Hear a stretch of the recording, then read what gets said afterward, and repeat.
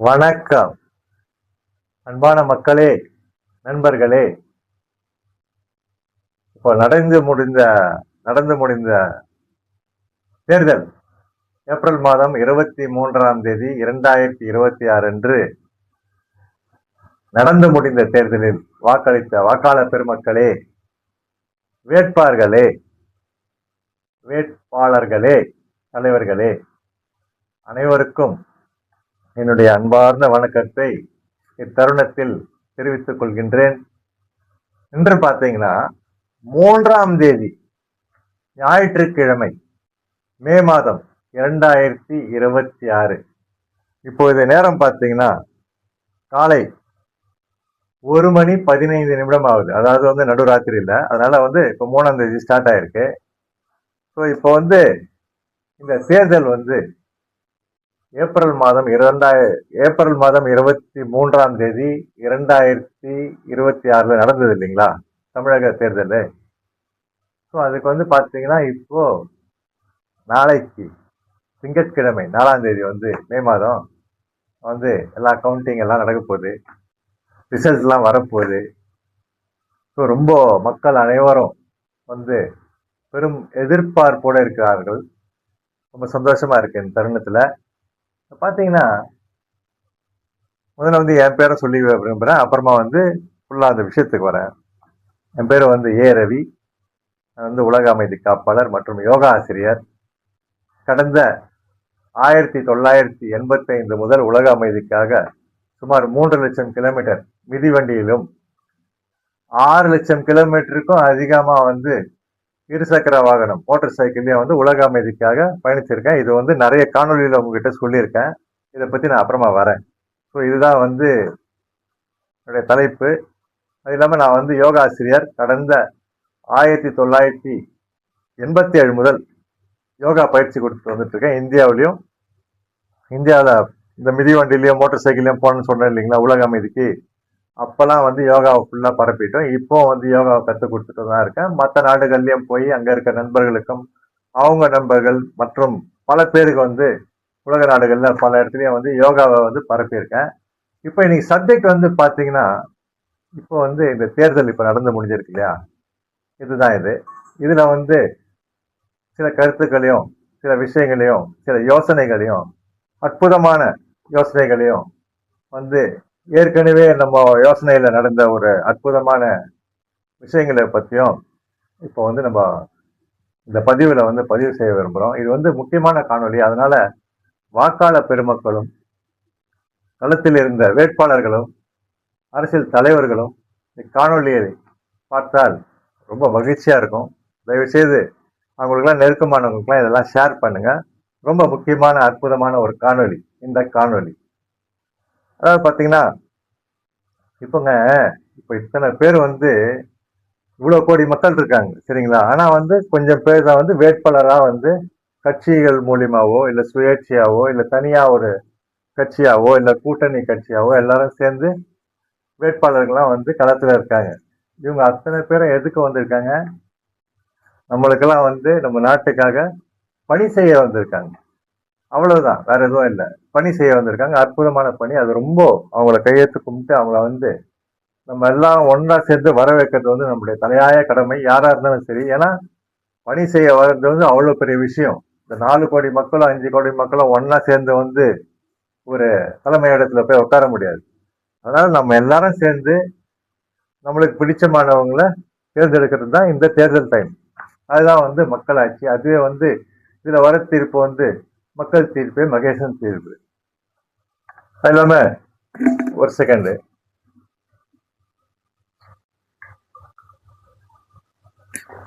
இப்ப இதுலங்க ஒரு வேட்பாளர் ஒரு குறிப்பிட்ட பீப்புளுக்கு மக்களுக்கு அவருக்கு வாக்களிக்கணும்னு சொல்லிட்டு ஒரு ஃபீலிங்ல இருப்பாங்க. இன்னொரு தரப்புல பாத்தீங்கன்னா இன்னொரு வேட்பாளருக்கு வாக்களிக்கலாம் அப்படின்னு சொல்லிட்டு அவங்க தீர்மானிச்சிருப்பாங்க.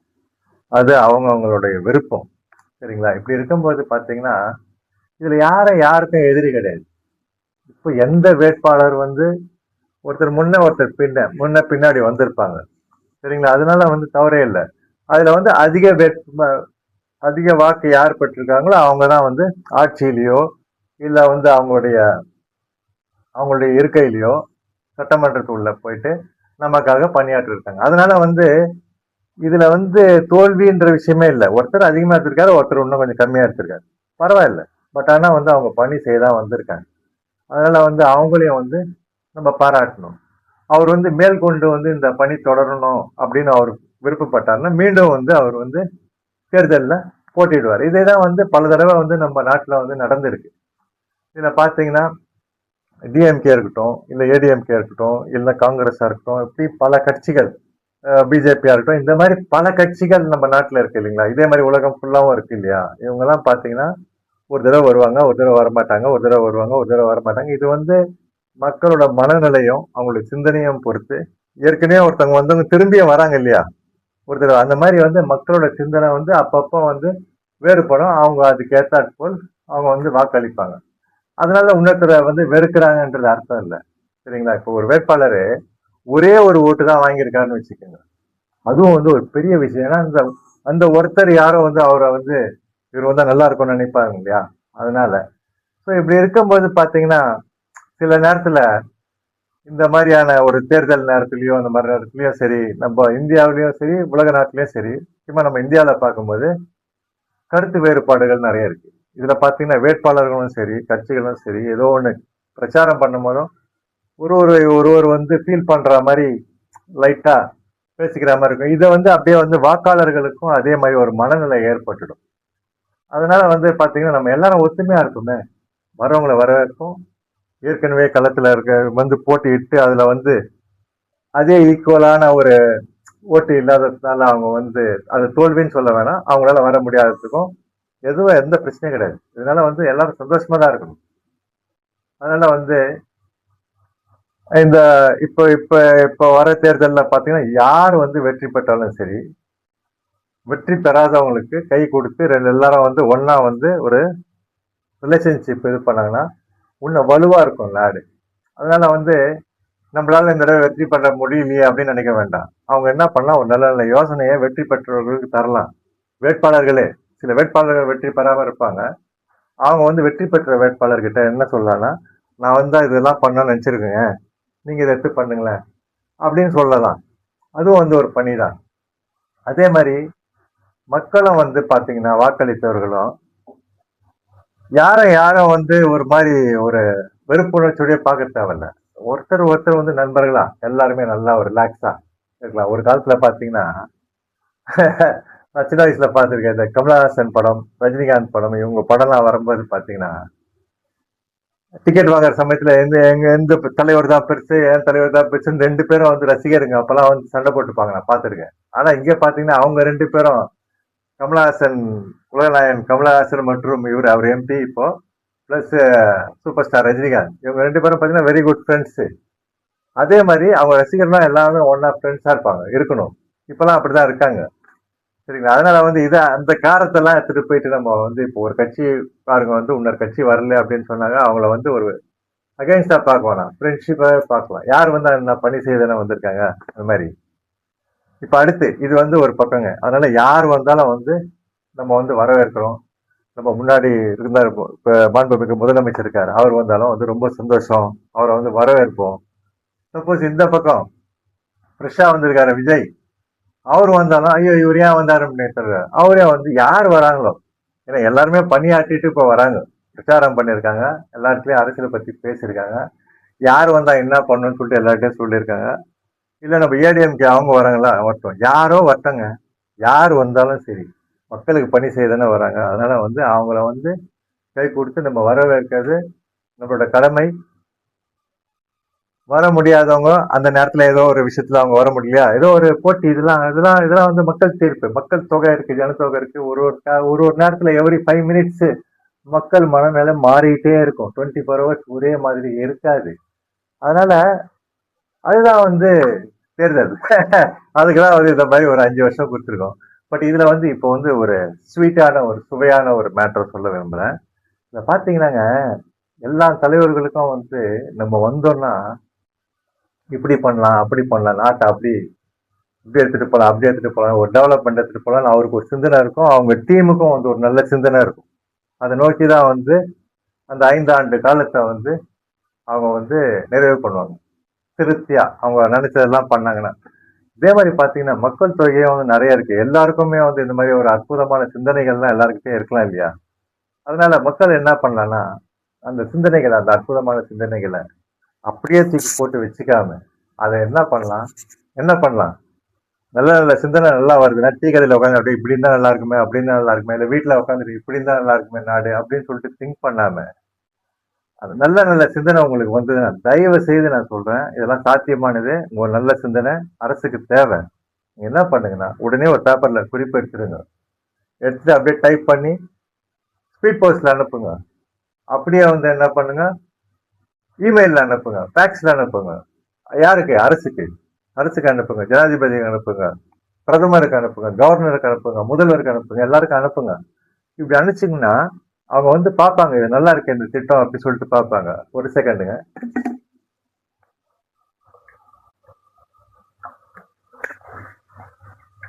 அவங்க வந்து என்ன பண்ணுவாங்கன்னா, இது நல்லா இருக்கு அப்படின்னு சொல்லிட்டு என்ன பண்ணுவாங்க, இது ஏன் முடியாது, சாத்தியம் ஆகாது, நான் அற்புதமா இருக்கேன், உங்களையும் கூட அவங்க பாராட்டுவாங்க. இல்லைன்னா உங்களை வந்து கூப்பிடாமையே கூட அவங்களே கூட அந்த திட்டத்தை எடுத்து நல்லபடியா செய்யலாம். ஏன்னா இது மாதிரி எனக்கு நடந்திருக்கு.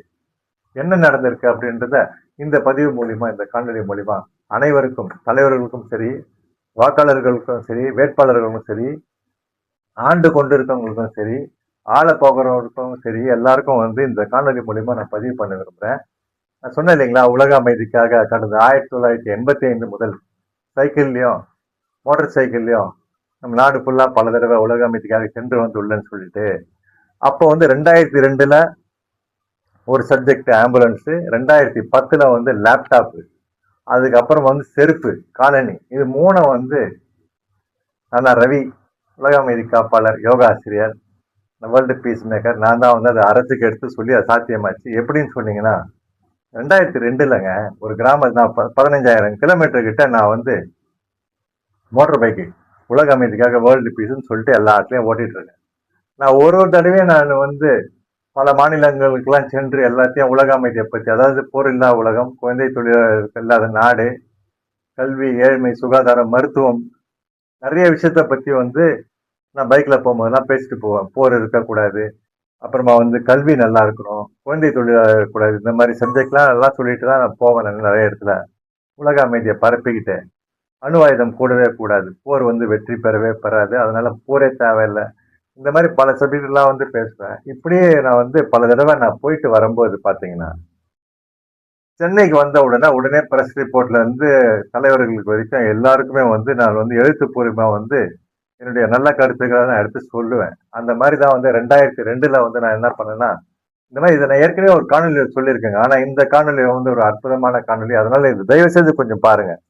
2002ல நான் வந்து ஒரு கிராமத்து வழியா போயிட்டு இருக்கும்போது பாத்தீங்கன்னா, ஒரு பெண்மணி வந்து ரொம்ப பிரெக்னென்ட், ஓகேங்களா, அவங்களுக்கு வந்து குழந்தை பிறகு போகுது. பட் ஆனா ஒரு ஆம்புலன்ஸ் இல்ல, ஒரு ஆட்டோ இல்ல, எதுவுமே இல்ல, அவங்க எப்படி போறதுன்னு தவிச்சு ஒரு மாட்டு வண்டியில எடுத்துட்டு போயிட்டு இருந்தாங்க. இது நான் சென்னைக்கு வந்த உடனே எல்லா பிரஸுக்கும் எழுதினேன், பிரஸ் அரசுக்கு எழுதினேன், எல்லாருக்கும் எழுதினேன். அப்போ வந்து சீஃப் மினிஸ்டர் வந்து மறைந்த முன்னாள் முதல்வர் டாக்டர் கலைஞர் கருணாநிதி அவர்கள் வந்து சீஃப் மினிஸ்டரா இருந்தாரு. அவர் வந்து பாத்தீங்கன்னா உடனே வந்து ஆம்புலன்ஸ் எடுத்துட்டு வந்தாரு, நிறைய ஆம்புலன்ஸ் விட ஆரம்பிச்சிட்டாரு. சரிங்களா, அதுக்கப்புறமா வந்து என்ன பண்ணாங்க, அடுத்த ஆட்சி, ஆமா, டாக்டர் அம்மா ஜெயலலிதா அவர்கள் முன்னாள் முதல்வர், மறைந்த முன்னாள் முதல்வர், அவங்க முதலமைச்சராக வந்த பிறகு என்ன பண்ணாங்க, அதை 108ன்னு போட்டு இன்னும் நிறைய ஆம்புலன்ஸ், அதெல்லாம் பைக் ஆம்புலன்ஸ், இந்த மாதிரி ஆம்புலன்ஸ்லாம் இன்னும் அதை எக்ஸ்ட்ராவா பண்ணி விட்டாங்க. ஸோ அது வந்து எனக்கு ரொம்ப சந்தோஷம். ஏன்னா இதெல்லாம் வந்து அவசர தேவை. இது மட்டும் இல்லாமல் பார்த்தீங்கன்னா, அப்படியே கொஞ்ச நாள் பொறுத்து, கொஞ்சம் வருஷம் பொறுத்து, திருப்பி ஒரு 12,000 கிலோமீட்டர் பைக்ல போயிட்டு அப்படியே வரேன். அப்படியே ஒரு யோசனை ஒன்று வந்தது. அப்போ வந்து எலெக்ஷன் டைம் 2010, யாரை அறிக்கை கொடுக்கறதுக்கு முன்னாடி எனக்கு ஒரு யோசனை வந்தது. இந்த மாதிரி வந்து லேப்டாப், கம்ப்யூட்டர் இதெல்லாம் வந்து ரொம்ப எட்டாக்கனியா இருக்கு. எல்லாம் இன்டர்நெட் கேஃபேக்கு போயிட்டு அங்க போயிட்டு காசெல்லாம் செலவு பண்றதுக்கு அவங்களால முடியல. இந்த மாதிரிலாம் இருக்கு. அப்போ வந்து ஒருத்தர் பையன் வந்து, பசங்க வந்து 10th முடிச்சுட்டு +1 +2 போகும்போது அவங்க என்னென்னலாம் படிக்கலாம், என்னென்னலாம் தேடலாம்னு சொல்லிட்டு ஒரு கணினி மூலியமா தான் தேட முடியும். ஸோ அந்த கணினி வந்து அவங்களுக்கு வந்து ஒரு எட்டாக்கனி. ஸோ அவங்களால வந்து நடுத்தர மக்களால வாங்க முடியாது. அப்படி இருக்கும்போது இது வந்து அரசே வந்து மாணவர்களுக்கு 10th முடிச்சுட்டு +1 போகும்போது கொடுத்தாங்கன்னா ரொம்ப நல்லா இருக்கும் அப்படின்ற கருத்து எனக்குள்ள ஏற்பட்டது. அதை வந்து எழுத்துப்பூர்வமா நான் வந்து எல்லா அரசுக்கும் எழுதி போட்டேன். பிரதமர் முதல் கொண்டு ஜனாதிபதி டாக்டர் அப்துல் கலாம் இருந்தாரு. எல்லாருக்குமே நான் எழுதி போட்டேன். புரியுதுங்களா? எல்லாருக்குமே எழுதி போட்டேன். 2010 இது. பேப்பர்ஸ் எல்லா இடத்துலயும் இருக்கு. சரிங்களா? உடனே வந்து என்ன பண்ணாங்கன்னா, அப்போ வந்து ஏஐடிஎம்கேல இருந்த அம்மா வந்து முதல்வர் ஜெயலலிதா அவர்கள் என்ன பண்ணாங்க அப்படின்னாக்கா, 10th முடிச்சுட்டு +1 +2 மாணவர்களுக்கு வந்து இலவச கணினி கொடுக்கப்படும் சொல்லிட்டு தேர்தல் அறிக்கையில சொன்னாங்க. சரிங்களா? எனக்கு ரொம்ப சந்தோஷமாயிடுச்சு. அட நம்ம எங்க இருந்தோ நம்ம எழுதி போட்டு இது ரவி தான் சொன்னாரு, அதனால தான் நம்ம செய்யறோம்னு சொல்லிட்டு அவங்க சொல்லவும் தேவையில்ல, தேவையே இல்லை. எனக்கு வேண்டியது என்னன்னா, ஆக மொத்தம் நம்மளோட கருத்து வெளியில வந்துதா, அது மக்களுக்கு பயன் இருக்கா, இது என்னோட பணி. சரிங்களா? நான் வந்து அரசு பதிவுல வந்துட்டோ, ஒரு எம்எல்ஏ ஆயிட்டோ, எம்பி ஆயிட்டோ, மினிஸ்டர் ஆயிட்டோ தான் நான் இதை சொல்லணும்னு அவசியம் இல்லை.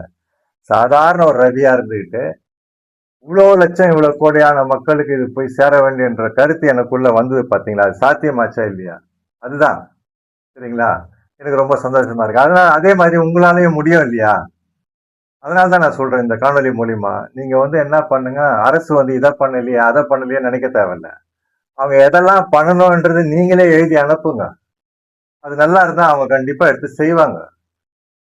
நம்ம எதுவுமே சொல்லலைன்னா அவங்களுக்கு என்ன தோணுதோ அதான் செய்வாங்க. அதனால அதுவும் தவறு இல்லையே, ஏன்னா அவங்களுக்கு அதெல்லாம் தான் தோணுச்சு.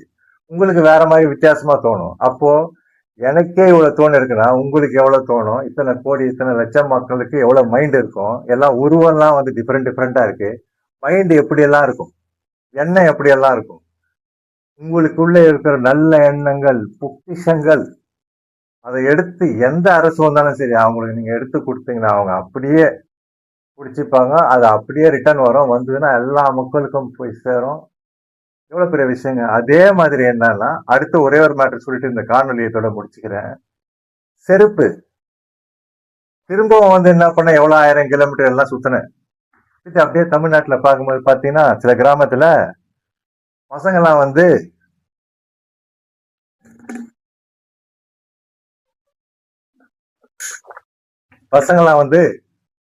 காலில் செருப்பு போடாம போயிருந்தாங்க. அப்படியே யோசனை பண்ணேன், கிராமத்திலாம் வந்து வயல்லாம் விளையுது இல்லைங்களா? அதனால வந்து பொன் வளையம் பூமி, அதனாலதான் வந்து அவங்க எல்லாம் செருப்பு போடல. பட் இருந்தாலும் இந்த காலகட்டத்துல பாத்தீங்கன்னா நகரத்துல இருந்தோ இல்ல பல ஊர்ல இருந்தோ வேலை நிமித்தமா அந்தந்த கிராமத்துக்கு போகும்போது சில இடத்துல எல்லாம் வந்து எல்லாம் எச்செல்லாம் துப்பிடுறாங்க, எல்லாம் ஆகுது. இதனால கிருமிங்கெல்லாம் நிறைய வந்து பசங்க நடக்கும்போது அந்த கால் பாதம் வழியா அந்த ஜேர்ம்ஸ் எல்லாம் கிருமிகளாம் ஏறிக்க போகுது. இதனால வந்து அரசே முன் வந்து பள்ளிகள்ல வந்து செருப்பை வந்து பிள்ளைகளுக்கு வந்து கொடுத்தாங்கன்னா அது பயனுள்ளதா இருக்கும். இதன் மூலியமா எல்லாருமே வந்து செருப்பு போட்டுன்னு வருவாங்க, காலனி போட்டுட்டு பள்ளிக்கு செல்வாங்க அப்படின்ற என்னோட கருத்தை வந்து ஃபுல்லா எழுதி நம்ம தமிழ்நாடு கவர்மெண்ட், அப்போ டாக்டர் ஜெயலலிதா அவர்கள் சீஃப் மினிஸ்டர் ஆஃப் தமிழ்நாடு வந்தாங்க. நான் எழுதி போட்ட உடனே அவங்க பார்த்துட்டு என்ன பண்ணிருக்காங்க, 90 கோடி ரூபாய் சாங்ஷன் பண்ணி எல்லா ஸ்கூல்லயும் வந்து செருப்பு வந்துச்சு. அதை நான் அவங்களுக்கு போடுறதுக்கு முன்னாடி எங்க அம்மா கிட்ட முதல்ல காட்டினேன். என்னோட அம்மா கிட்ட, அம்மா இந்த மாதிரி நான் சிஎம் வந்து இந்த மாதிரி செருப்பெல்லாம் எல்லாருக்கும் கொடுக்க சொல்லி சொல்றேன். எங்க அம்மா வந்து என்ன திட்டினாங்க, ஏன்னா ஒரு சீஃப் மினிஸ்டர் போயிட்டு செருப்பு கொடு ஸ்கூல்லன்னு சொல்லிட்டு உனக்கு வேற வேலை இல்லையான்னு திட்டினாங்க. நான் என்ன தெரியுமா சொன்னேன், இல்லம்மா எனக்கு இது மாதிரி தோணுச்சு, இந்த மாதிரி எழுதி போடுறேன், அவங்களுக்கு அது சரின்னு பட்டதுன்னா அவங்க செய்ய போறாங்க, பார்க்கலாமா அப்படின்னு சொல்லிட்டு என்ன பண்ண, நான் வந்து உடனே நான் ஒன்றும் பண்ணல, ரெஜிஸ்டர் போஸ்ட் தான் எடுத்தேன். அவங்க கையிலலாம் போயெல்லாம் கொடுக்கல, ரெஜிஸ்டர் போஸ்ட்ல போட்டு இமெயில்ல போட்டு நான் பாட்டு கம்முன்னு உக்காந்தேன். பார்த்தா அந்த செருப்பும் வந்து எல்லா ஸ்கூல்லையும் கொடுத்தாங்க. ஆனா அதுக்கப்புறம் ஒரு சில வருடங்களுக்கு அப்புறமா நான் வந்து அதே மாதிரி சர்வே எடுக்கும்போது எல்லாருக்கும் செருப்புலாம் வந்துச்சா இப்போ ஸ்கூல்ல அப்படின்னு ஒரு கிராமத்துல கேட்டேன். அப்ப அங்க இருக்க பிள்ளைகள்லாம் என்ன சொன்னாங்க, இல்ல அங்கிள் எல்லாம் வருது, ஆனா சைஸ் தான் வந்து டிஃப்ரெண்டா வருது. எனக்கு 7 நம்பர் 9 நம்பர் கொடுக்குறாங்க, ஒருத்தர் வந்து 6 நம்பருக்கு 8 நம்பர் தராங்க. நான் கேட்டேன், ஸ்கூல்ல டீச்சரை கேட்க கூடாதுன்னா அந்த டீச்சர் என்ன சொன்னாரா, எந்த ஸ்கூல் எந்த ஊருன்னு எனக்கு இப்ப மறந்து போச்சுங்க, வச்சுக்காதுங்க. அவர் என்ன சொன்னாரா, ஏண்டா ஓசியில தானே வருது போட்டிக்க அப்படின்னு சொல்லியிருக்காரு. ஸோ இது நியாயம் இல்லை. அது என்ன பண்ணலாம்னா, இப்போ ஒரு செருப்பு கடையில பாத்தீங்கன்னா ஒரு 100 செருப்போ இல்ல ஒரு 50 செருப்போ தான் ஒரு நாளைக்கு விற்கும். பட் ஆனா ஒரே பெரிய கம்பெனிக்கு பெரிய டெண்டர் கொடுப்பீங்க எல்லா ஸ்கூல் தான் சேர்த்து. அப்படி இருக்கும்போது அவருக்கு எவ்வளவு பெரிய பிசினஸ் கிடைக்கும். அவர் வந்து அந்தந்த பிள்ளைகளுக்கு என்னென்ன சைஸோ என்னென்ன கிளாஸ்ல அதை கரெக்டா நோட் பண்ணி அதை கொடுக்கணும். அதை நீங்க இப்ப திருப்பி காலனி யாருக்காவது கொடுக்குற மாதிரி இருந்தீங்கன்னா அதை வந்து டெண்டர் எடுக்கிறவர் வந்து கரெக்டா அதை வந்து அந்த கரெக்டான சைஸ் எல்லாருக்கும் போய் சேருதான்றதை நீங்க ஒரு பக்கம் வந்து எஜுகேஷனல் டிபார்ட்மெண்ட் வந்து சர்வே எடுத்தீங்கன்னா கொஞ்சம் கரெக்டா இருக்கும்னு வந்து என்னுடைய எதிர்பார்ப்பு. இப்போ வரப்போற தேர்தல்ல இப்போ வந்து இன்னொரு அற்புதமான ஒரு யோசனை எனக்கு வந்திருக்கு. அந்த யோசனையை வந்து சொல்லிட்டு புதிய யோசனை இது வந்து ஏற்கனவே நான் சொன்னது வந்தது. இப்போ வந்து புதிய யோசனை என்னன்னு கேட்டீங்கன்னா ஹெலிகாப்டர் ஆம்புலன்ஸ் ஒண்ணு. சரிங்களா? அந்த ஹெலிகாப்டர் ஆம்புலன்ஸ் என்னன்னா போன காணொலியில் சொல்லியிருக்கேன். நீங்க அதுல பாத்தீங்கன்னாலும் உங்களுக்கு தெரியும். உங்களுக்கு ஹெலிகாப்டர் ஆம்புலன்ஸ் இதுதான் இப்ப சென்னை போன்ற நகரத்துலாம் பாத்தீங்கன்னா 108 அப்படின்னு நம்ம கூப்பிட்டோம்னா உடனே ஆம்புலன்ஸ் வருது. ஆனா அந்த ஆம்புலன்ஸ் வந்து நம்ம ஏரியாலேயே எங்கேயோ இருக்கும். ஆனா நம்ம ஏரியால இருந்து ஹாஸ்பிட்டலுக்கு போற இடத்துல பாத்தீங்கன்னா ஃபுல்லா டிராபிக் இருக்கும். திடீர்னு பாத்தீங்கன்னா இப்போ இந்த டிராபிக்ல இருந்து என்ன பண்ணுன்னு தெரியாம ஆம்புலன்ஸ் வந்து ஸ்டக் ஆகி நிக்குது. முன்னாடி போற வாகனங்க வந்து போக முடியல. ஒண்ணு ஆம்புலன்ஸுக்கு தனி ரோடு இருக்கணும். அது சாத்தியம் இல்லாத ஒரு விஷயம் இப்போ. அதுக்கு பதிலாக என்ன பண்ணலாம்னா ஒரு ஒரு ஏரியால வந்து ஒரு ஒரு பில்டிங், அந்த பில்டிங்க்கு மேல வந்து ஒரு ஹெலிகாப்டர் தளம். சரிங்களா? அந்த மாதிரி பல ஏரியால இந்த ஹெலிகாப்டர் தளங்க மட்டும் வச்சுட்டாக்கா அதே மாதிரி ஹெலிகாப்டரும் வந்து ஒரு 4-5 ஹெலிகாப்டர் சென்னை மாதிரியா இருக்க ஒரு நெருக்கடியான ஒரு சூழ்நிலை உள்ள நகரத்துக்கு வந்து ஒரு 4 ஹெலிகாப்டர் அந்த மாதிரி இருந்துச்சுன்னா என்ன பண்ணலாம்னா இப்போ அந்த ஆம்புலன்ஸ் டிரைவர் முடிவெடுப்பாரு ஹெலிகாப்டர் வேணுமா வேணாமா. நம்ம ஹெலிகாப்டரை கூப்பிடுறது இல்ல, நம்ம வந்து 108 தான் கூப்பிடுவோம். ஆம்புலன்ஸ் டிரைவர் என்ன பண்ணுவாரு, ஃபர்தரா ஹெலிகாப்டர் கூப்பிட்டாருன்னா இப்ப ட்ரிப்ளிகேன் அப்படின்னு வச்சுக்கோங்க. திருவல்லிக்கேணியில ஒரு ஒரு ஆம்புலன்ஸ் டிரைவர் சொல்றாரு ஹெலிகாப்டர் வேணும் அப்படின்னு சொன்னாங்கன்னா திருவல்லிக்கேணில வந்து அந்த பில்டிங் இருக்கணும், அதுல லிப்ட் இருக்கணும், மேல ஹெலிகாப்டர் தளம் இருக்கணும். இருந்ததுன்னா இந்த ஆம்புலன்ஸ் டிரைவர் என்ன பண்ணுவாருன்னா அந்த பேஷண்ட்டை அந்த வீட்டுல இருந்தோ அந்த தெருவுல இருந்தோ இந்த பில்டிங்க்கு எடுத்துட்டு வந்துடுவாரு. இந்த பில்டிங்ல இருந்து லிப்ட் மூலியமா பேஷண்ட் வந்து நேரா மேல தளத்துக்கு போயிடுவாரு. ஹெலிகாப்டர்ல ஏற்றப்பட்டு நேரா போய் அவர் ஹாஸ்பிட்டல்ல இறக்கிடுவாங்க. அவ்வளவுதாங்க. இது வந்து ரொம்ப எமர்ஜென்சியா இருந்தா மட்டும் இந்த சேவை வந்து கொடுத்தா வந்து ரொம்ப நல்லா இருக்கும். இதை பண்ணி பாருங்க. ஏன்னா மேல இடங்கள்லாம் பாத்தீங்கன்னா மாடே எங்கேயாவது மாட்டிக்கிச்சுன்னா அந்த மாடை எடுத்துட்டு போறதுக்கு வந்து ஹெலிகாப்டர் வந்து அந்த மாடை வந்து லிஃப்ட் பண்ணி எடுத்துட்டு போய் உங்க இடத்துல விடுது. இந்த மாதிரிலாம் இருக்கு. ஸோ நம்ம நாட்டுல வந்து பண்ணலாம். வேணா ஹெலிகாப்டர் வாங்குறதுக்கு பணம் இல்லைன்னா நம்ம வந்து அரசு வந்து மக்களிடம் கோரிக்கை வைக்கலாம். மக்கள் என்ன பண்ணலாம்னா தங்களால முடிஞ்ச டொனேஷனு அரசுக்கு இந்த ஹெலிகாப்டர் வாங்குறதுக்கும் இந்த ஹெலிகாப்டர் தளம் கட்டுறதுக்கும் உதவி செய்யலாம். ஏன்னா கேட்டா தானே கிடைக்கும். நீங்க மக்கள்கிட்டே கேட்கலாம். போதுமான பண நிதி வந்து அரசு கிட்ட இல்லைன்னா நீங்க மக்கள்கிட்டே கேளுங்க. மக்கள் வந்து தாராளமா கொடுப்பாங்க. நிறைய தொழிலதிபர்கள் உள்ள நாடு நம்ம நாடு. அவங்க எல்லாம் கூட அவங்க பங்கு கொடுப்பாங்க.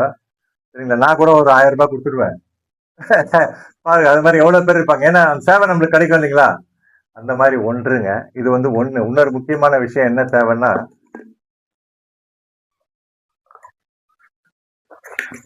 பள்ளி சிறுவர்கள். இந்த பள்ளி சிறுவர்கள் பாத்தீங்கன்னா இப்பெல்லாம் எல்கேஜி யூகேஜி பசங்களாம் இருந்தாலும் இவ்வளவு பெரிய பேகு, அது ஃபுல்லா சயின்ஸ் ஜியாகிரபி ஹிஸ்டரி அது இதுன்னு எல்லாம் புக்ஸ் நோட்டு எல்லாத்தையும் வச்சு டிஃபன் பாக்ஸ் எல்லாம் வச்சுட்டு அப்படியே தூக்கிட்டு போகுது. இல்ல பெரியவங்க தூக்கிட்டு போறாங்க, இல்ல சின்ன பசங்க முதுகுலயே நீங்க பார்க்கலாம். அந்த மாதிரி தான். நான் வந்து ஒரு யோகா ஆசிரியர், அதனால சொல்றேன். இந்த முதுகெலும்பு வந்து அப்படியே வந்து வளைஞ்சிரும். அவங்களுக்கு வந்து இதனால பல பல பாதிப்புகள் ஏற்படும். அதுக்கு ஒரு புதிய சிந்தனை ஒண்ணு இருக்குங்க. நம்ம பேக் எல்லாம் கொடுக்குறோம் எல்லாம் ரைட்டு ஸ்கூல்ல. பதிலா ஒரே ஒரு ரஃப் நோட்டு மட்டும், ஒரே ஒரு நோட்டு பிள்ளைங்க வந்து ஸ்கூலுக்கு எடுத்துட்டு வந்தா போதும். மிச்ச புக்கெல்லாம் வந்து வீட்டுல இருக்கட்டும். அதே சப்ஜெக்ட் புக்கு சிந்தட்டிக் பேஜ், அதாவது பேப்பர் பேஜ் இல்லாம சிந்தட்டிக்ல பிரிண்ட் பண்ணி 40 பசங்க ஒரு கிளாஸ்ல இருக்காங்கன்னா 40 விதமான புக்குகள் அலுமாரியில இருக்கணும். காலையில பிள்ளைகள் போனவுடனே இன்னைக்கு தமிழ் பாடமா, எல்லாரும் அந்த தமிழ் புக்கை எடுத்துக்கலாம். டீச்சர் நடத்த போறாங்க, இங்கிலீஷ் டீச்சர் பாடம் நடத்த போறாங்க. இப்போ இந்த புக்கை அந்த பாடம் முடிஞ்சோடனே திருப்பி அந்த ஷெல்ஃப்லயே போயிடும். கிழிவும் கிழியாது. அந்த மாதிரி நீங்க பண்ணிடலாம். இன்னைக்கு என்ன பாடம் நடத்துனாங்கன்றத இவங்க எடுத்துட்டு வராங்க பாருங்க ஒரு நோட்டு, அதுல குறிப்பெடுத்துட்டு வீட்டுல போயிட்டு வீட்டுல அதே புக்கு இருக்க போகுது, அது வீட்டுல போய் படிச்சுக்கலாம். இந்த புத்தகத்தை வீட்டுக்கும் ஸ்கூலுக்கும் அவங்க தினந்தோறும் அந்த சுமையை தூக்கிட்டு வந்தாங்கன்னா அவங்க முதுகெலும்பு. இதே இந்த சிந்தட்டிக் புக் வந்து நீங்க அடுத்த சிலபஸ் புதிய பாடம் வந்து நீங்க போடும் போது அப்போ இந்த சிந்தட்டிக் பேப்பரை விட ரீசைக்கிளிங் பண்ணிக்கலாம். அப்போ கூட வேஸ்ட் கிடையாது. இல்லைன்னா லைப்ரரி கொடுத்துடலாம். அதுவும் ஒரு பொக்கிஷம் தானே.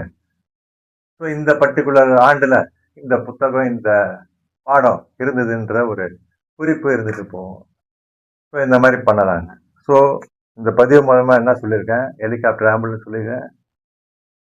பிள்ளைகளுக்காக புத்தக சுமையை பள்ளிக்கு போகும்போது குறைக்கிறது 2. 3வது வந்து இன்னொரு விஷயங்க, இந்த ஆட்டோ எல்லாம் ஓட்டுநர்லாம் இருக்காங்களா, அவங்க வந்து ஏற்கனவே வந்து அவங்களுக்கு சவாரி இல்லை அது இதெல்லாம் சொல்லி ரொம்ப பாதிப்புல இருக்காங்க. ஒண்ணு டியூ கட்ட முடியல அப்படின்றாங்க. இன்னொரு பக்கம் பாத்தீங்கன்னா எஃப்சி பண்ணணுன்றாங்க. வருஷம் வருஷம் எஃப்சி பண்ணணும், என்ன பண்றது, பசங்களுக்கு எப்படி ஃபீஸ் கட்டுறது, எப்படி உங்களுக்கு மாத்திரை வாங்குறது, எப்படி மருந்து வாங்குறது, இந்த மாதிரிலாம் நிறைய திங்கிங். ஸோ அவங்களுக்கு வந்து இப்பெல்லாம் வந்து அடுத்த ஜெனரேஷன் வந்து இந்த மாதிரி கஷ்டப்படக்கூடாது, பிள்ளைங்களை நல்லா படிக்க வைக்கணும்னு சொல்லிட்டு இந்த ஆட்டோ டிரைவருக்கு வந்து ரொம்ப மனசு வேதனையில இருக்காங்க. அதனால அவங்களுக்கு எல்லாம் என்ன பண்ணலாம்னா, அரசே வந்து யார் யாருக்கிட்ட லைசன்ஸ் இருக்குதோ புதுசா ஒரு ஆட்டோ எல்லாருக்கும், அது வந்து இலவசம் இல்ல, புதுசா ஒரு ஆட்டோ முதல்ல கொடுத்துருங்க. கொடுத்துட்டு இந்த ரேபிடோ, ஊபர் இந்த மாதிரிலாம் ஆப் இருக்குங்களா, அதே மாதிரி தமிழ்நாடு அரசோட ஆப் ஒன்று அவங்களுக்கு கொடுத்துருங்க. ஸோ நீங்களே வந்து கஸ்டமர் கால் பண்ணாங்கன்னா ஆட்டோ வேணும்னா அது கவர்மெண்ட்டுக்கு தான் அடிக்க போகுது. கவர்மெண்ட் வந்து இந்த ஆட்டோக்கு அடிக்க போறாங்க. ஆட்டோ வந்து உங்களுக்கு பேசஞ்சரை எடுத்துக்க போறாங்க. அதுல வந்து பணம் வரப்போகுது. அந்த பணமும் வந்து அவங்க கையில வாங்காம அதுவே வந்து அவங்க அக்கௌண்ட்டுக்கு போயிடும். கவர்மெண்ட் ஆஃப் தமிழ்நாடுக்கு ஒரு பர்டிகுலர் அமௌண்ட், கவர்மெண்ட் ஆஃப் தமிழ்நாடோ இல்லை எந்த கவர்மெண்ட்டோ அவங்க அக்கௌண்ட்டுக்கு போயிட போகுது. ஸோ உங்களுக்கும் பார்த்தீங்கன்னா உள்ள காசு வருது. ஸோ நீங்க ஆட்டோ வாங்கி கொடுத்த காசு வந்து இதுல இருக்கிற ஒரு சின்ன சின்ன பர்சன்டேஜ் கமிஷனே வந்து கவர்மெண்ட்டுக்கு அடிச்சிடும். சரியான தொகை வந்து ஆட்டோ டிரைவரோட அக்கௌண்ட்டுக்கும் வந்து போயிடும். தினந்தோறும் அவர் என்ன சம்பாதிச்சாருன்ற அந்த அக்கௌண்ட்டும் வந்துடும். அவர் போதுமான அக்கௌண்ட்டுக்கு மேல சம்பாதிச்சா அவரும் டாக்ஸ் கூட கட்டு போவாரு. பாருங்க. அதே நேரத்தில் அந்த ஆட்டோக்கு எஃப்சி வந்து கவர்மெண்ட்டே பண்ணி கொடுத்துட்டோம். ஒரு வருஷம் ஆனவுடனே இன்னைக்கு ஆட்டோ எடுத்து ஷெட்டுக்கு எடுத்துட்டு வாங்க அப்படின்னு சொல்லுங்க. அந்த ஆட்டோவை எஃப்சி பண்ணி நீங்களே ஃப்ரீயா கொடுத்துருங்க. திருப்பி அவர் ஓட்டினா திருப்பி கவர்மெண்ட்டுக்கு தான் அது மூலியமா பணம் வரப்போகுது. இது எவ்வளவு பெரிய ஐடியா சொல்லுங்க. அது மாதிரி ஆட்டோ டிரைவருக்கு ஆட்டோ வாங்கி கொடுத்துருங்க. சரிங்களா, அவங்களுக்கு வந்து எந்த கஷ்டமும் இல்லை, ரெகுலரா காசு வருது, ஃபீஸை கட்ட போறாரு, வீட்டுக்கு வேண்டிய மளிகை சாமான் வாங்கி போட போறாரு, வேற என்னங்க பண்ண போறாரு, அவர் தலைக்கு வேலை வேணும், அவ்வளவுதான். சரிங்களா, இது ஒண்ணு. அதே மாதிரி பாத்தீங்கன்னா கிராமத்துல இருக்கிற மாடுகள்லாம் பாத்தீங்கன்னா மாட்டோட சாணத்தை பாருங்க, நல்லா திக்கா நல்லா கேக் மாதிரி நல்லா அழகா இருக்கும் பாக்குறதுக்கு. ஏன்னா அதோட அமைப்பு அதுதான். அதே மாடு நகரத்துல பாத்தீங்கன்னா அப்படியே எப்படி சொல்றது, ஒரு இது வந்து அறிவியல், அதோட தன்மையா இருக்காது, அது ஒரு மாதிரி இருக்கும். அது போடுற சாணம் எல்லாம் பாத்தீங்கன்னா, ஏன்னா வயிற்று உபாதை அவ்வளோ, பிளாஸ்டிக் எல்லாம் சாப்பிடுது, அதுக்கு போதுமான நடை இல்லை. அது வந்து கால்நடை அங்கங்க போய் அப்படியே பாக்குறதுதான், போற இடத்துலாம் வேற அடி வாங்குது. ஏன்னா அதுக்கு சரியான இடம் இல்லை. அதெல்லாம் வந்து அரசு வந்து அவங்களுக்குன்னு ஒரு பெரிய கிரவுண்ட் மாதிரி கொடுத்து, ஏதோ கொஞ்சம் தொழிலாளர்கள் தான் இருப்பாங்க சிட்டியில, அவங்களுக்கு ஒரு இடம் கொடுத்து அந்த மாட்டுக்கு உண்டான தீவனமும் வந்து போதுமான அளவு மானிய விலையில கொடுத்தீங்கன்னா அவங்க வந்து நல்லா இருப்பாங்க. அது இல்லாம அரசே வந்து முன் வந்து அந்த மாடெல்லாம் ஹெல்த்தியா இருக்கா அப்படின்றத மாதம் ஒரு முறையாவது வந்து செக் பண்ணி போனாங்கன்னா ரொம்ப நல்லா இருக்கும். ஏன்னா அந்த பால் தான் வந்து நீங்களும் குடிக்கிறீங்க, நீங்களே அதான் வருது. அப்ப மக்கள் வந்து ஹெல்த்தியா இருக்கணும். மாடு ஹெல்த்தியா இருந்தாதான் மக்கள் ஹெல்த்தியா இருப்பாங்க. மக்களோட மைண்ட் ஹெல்த்தியா இருந்ததுன்னா மாடு ஹெல்த்தியா இருக்கும். ஆனா மாடு ஹெல்த்தியா இருந்தா மக்கள் ஹெல்த்தியா இருப்பாங்க. ஆனா மாடு ஹெல்த்தியா இருக்கணும்னா நம்ம மைண்ட் தான் நல்லா இருக்கணும். ஏன்னா அந்த மாடுக்கு வந்து உபாதை ஏற்படக்கூடாது. அதுக்கு வந்து நம்ம தான் வந்து ஹெல்த்தியா திங்க் பண்ணி அந்த மாடுங்களுக்கு, சிட்டியில இருக்கிற மாடுங்களுக்கு கொஞ்சம் ஹெல்ப் பண்ணணும். அதே மாதிரி மீனவர்களுக்கும் பார்த்தீங்கன்னா அவங்க ரொம்ப கஷ்டப்படுறாங்க.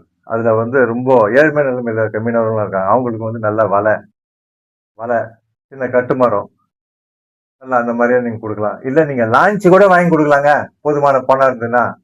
வர மீன்ல வந்து இத்தனை பர்சன்டேஜ் கவர்மெண்ட் கொடுக்கணும் அப்படின்னு சொல்லுங்க, ஒரு நல்ல லான்ச் வாங்கி கொடுத்து இது மாதிரிலாம் பண்ணலாம். ஏன்னா அவங்களுக்கு ஒரு வசதி தானே, வசதி வாய்ப்பு தான். அதே மாதிரி விவசாயிகளுக்கும் வந்து ஏற்கனவே நிறைய அவங்களுக்கு எல்லாம் கொடுத்துருப்பீங்க, இன்னும் கூட அவங்க அள்ளி கொடுங்க. ஏன்னா அவங்க தான் நம்மளுக்கு உணவு கொடுக்குற தெய்வம். சரிங்களா, அதனால வந்து யாருமே விட வேணாம்.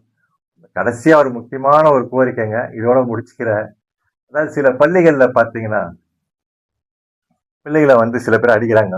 அதெல்லாம் வந்து அடிக்கக்கூடாதுன்னு ரூல் இருக்குது, ரைட்டு, அது போட்டோம். ஆனா நான்வெஜ் தான் சாப்பிடணும், வெஜ் தான் சாப்பிடணுன்றத கட்டாயம் எல்லாம் கூடாது. ஏன்னா அந்த குழந்தை வந்து மீன் சாப்பிட்ற குழந்தையா இருக்கும். அவங்க வீட்டுல மீன் கொடுத்துருப்பாங்க, அந்த மீனை வந்து ஸ்கூல்ல நீ சாப்பிடக்கூடாது அப்படின்னு சொல்லிட்டு டீச்சருங்க சொல்றாங்களாம். அது எனக்கு இப்ப புதுசா இருக்கு.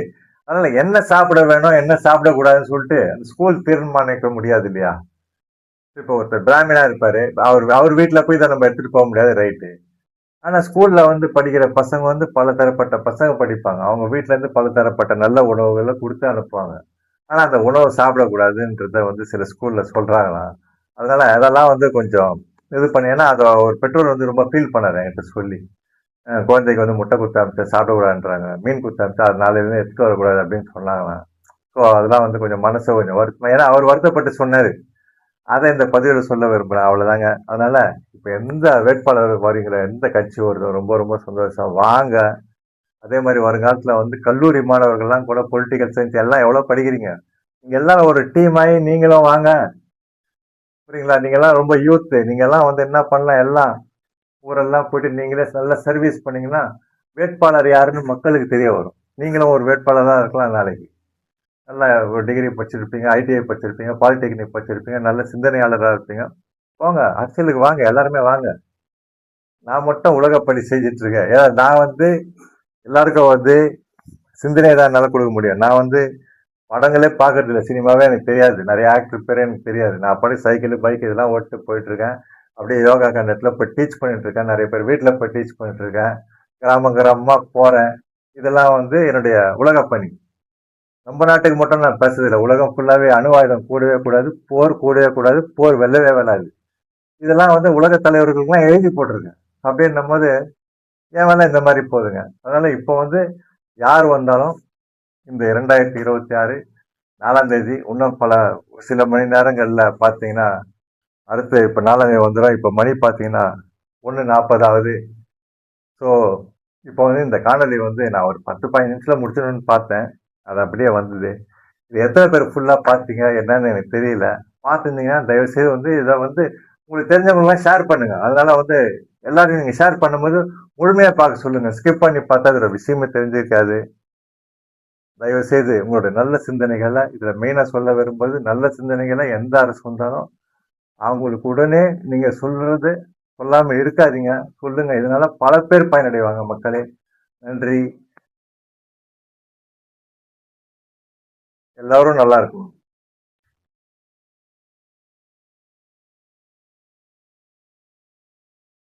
அதாவதுங்க இன்னொன்னு சொல்ல மறந்துட்டேன். பாத்தீங்கன்னா இது வந்து தலைவர்களுக்கு வர முதல்வருக்கு வந்து என்னுடைய மாண்புமிகு முதல்வருக்கு வந்து இப்ப இந்த 2026ல வரப்போகும் முதல்வருக்கு தலைவர்களுக்கு வேட்பாளர்களுக்கு என்னுடைய அன்பான கோரிக்கை என்னன்னா இப்போ இந்த எலக்ட்ரிசிட்டி மின்சாரம் பார்த்தீங்கன்னா வீட்டுங்களுக்கு ஒரு சார்ஜஸ், கடைங்களுக்கு, நிறுவனங்களுக்கு, தொழிற்சாலைகளுக்குலாம் வந்து ஒரு சார்ஜஸ் இந்த மாதிரிலாம் இருக்கு இல்லைங்களா? இது எல்லாத்தையும் வந்து எல்லாரையும் ஈக்குவலா பண்ணிடலாம். இப்போ வீட்டுங்களுக்கு என்ன சார்ஜ் பண்றீங்களோ அதே வந்து கடைகளுக்கும், நிறுவனங்களுக்கும், தொழிற்சாலைகளுக்கும் வந்து இந்த மாதிரியான ஒரு சலுகை கொடுத்தீங்கன்னு வச்சுக்கோங்களேன். இதனால வந்து உற்பத்தி பெருகும். அது இல்லாம நிறுவனம்லாம் வந்து இந்த எலக்ட்ரிசிட்டி சார்ஜஸை பத்தி பயப்படாம அவங்க வேலைகளை வந்து நல்லா திறன்பட அழகா நல்லா செய்வாங்க. உற்பத்தி பெருகும். வேலை வாய்ப்புலாம் நல்லா வந்து பெருகும். இதனால பாத்தீங்கன்னா ஒரு ஃபேக்டரி வச்சிருப்பாரு. அவரோட ப்ரொடக்ஷனை வந்து இன்னும் நிறைய விரிவு பண்ணுவாரு. அப்போ வந்து என்ன ஆகும்னா வரி கட்டுவாரு. ஏன்னா உள்ள வருமானம் வந்தவுடனே வரி தானே ஆட்டோமேட்டிக்கா வரப்போகுது. அதனால வந்து இந்த மாதிரியான சலுகைகள்லாம் நீங்க கொடுத்து அவங்க எல்லாரையும் வந்து ஊக்கப்படுத்துனீங்கன்னா ரொம்ப நல்லா இருக்கும். ஸோ இதுதான் வந்து எனக்கு மைண்ட்ல இருந்தது. டக்குன்னு அதோடைய வெளிப்பாடு தான் இது. அதனால வந்து எலக்ட்ரிசிட்டி இந்த மாதிரி மக்களுக்கு எந்தெந்த வழியிலெல்லாம் வந்து ஒரு நல்ல ஒரு சலுகைகளும் எந்தெந்த விதத்துலலாம் வந்து நல்ல ஒரு சௌகரியமும் நீங்க வந்து உங்களுடைய அந்த 5 ஆண்டு காலத்துல நீங்க என்னெல்லாம் முடியுமோ எதெல்லாம் சாத்தியமோ எல்லாமே சாத்தியம்னு சொல்ல முடியாது. எதெல்லாம் வந்து சாத்தியமோ அது எல்லாத்தையும் வந்து நீங்க அழகா நீங்க மக்களுக்கு பண்ணீங்கன்னா இது வந்து பாத்தீங்கன்னா இது சரித்திரம். சரித்திரம் சொல்லும். நாளைய சரித்திரம் சொல்லும். இன்றைய சரித்திரமும் சொல்லும். இப்போ சரித்திரமும் இது சொல்லிட்டு இருக்கு. சரிங்களா? இது மாதிரி மக்கள் வந்து எல்லாம் பயன்படும் போது பாத்தீங்கன்னா நல்லா ஒரு சந்தோஷமா இருக்கும். நெக்ஸ்ட் ஜெனரேஷன் வருங்காலம் எல்லாம் வந்து நல்லா சுபிக்ஷமா இருக்கும். நம்ம இருக்கிற இந்த காலத்துல அதுவும் இந்த மாதிரி பாத்தீங்கன்னா ஒரு முதல்வரா வரீங்க அப்படின்னு சொன்னா உங்களுக்கு வந்து பெரிய பெருமை. என்னன்னா இவ்வளவு பேரும் முதல்வரா வர முடியாது. ஸோ நீங்க வரீங்க அப்படின்னு சொன்னீங்கன்னா உங்களுக்கு அவ்வளவு ஒரு நல்ல ஒரு பவரு. ஸோ நீங்க வாழுற காலத்துல மக்களுக்கு நல்ல அற்புதமான இது வரைக்கும் பண்ணதெல்லாம் வந்து அற்புதமா தான் இருக்கு. நல்லா சூப்பரா இருக்கு. வணங்குறேன். அதே மாதிரி இனியும் வந்து பாத்தீங்கன்னா மேலும் அற்புதமான அற்புதங்களை எல்லாம் நீங்க வந்து நிகழ்த்த வேண்டும் என்று ரொம்ப ஆசையா ஆவலா இருக்கு. அதே மாதிரி வாக்களித்த மக்களும் சரி, பொதுமக்கள் அனைவருமே சரி, தங்களுக்குள்ள அற்புதமான ஒரு சிந்தனைகள் எல்லாம் வந்து அப்படியே வீணா காத்துல விட்டுறாம அரசுக்கு எழுதி போட்டீங்கன்னா அரசு வந்து முடிஞ்சதெல்லாம் வந்து கண்டிப்பா செய்யும். இது சத்தியங்க, சத்தியம். வணக்கம். அனைவருக்கும் வணக்கம்.